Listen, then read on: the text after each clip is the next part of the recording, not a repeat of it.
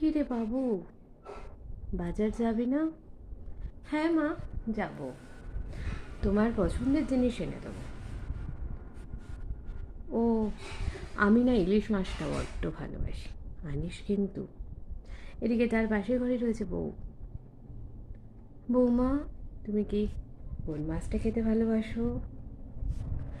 সেটা একবারও বাবুর বা বাবুর মায়ের জিজ্ঞেস করার প্রয়োজন হলো না। এই যে মা, নিয়ে এসছি তোমার জন্য পছন্দের বড় বড় ইলিশ মাছ। রান্নাটা কিন্তু তোমাকেই করতে হবে। তুমি ইলিশ মাছটা করো না, মোটেও ভালো করো। কীভাবে ছোট করছো বউকে দেখুন। না না, আমি কেন করবো বাপু?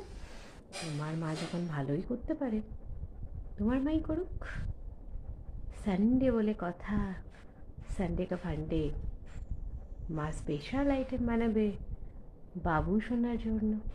এই বাবু সোনাগুলোকে বলছি, যারা মার কোথায় কান ধরে উঠবোস করে, তারা বিয়ে করতে যেও না।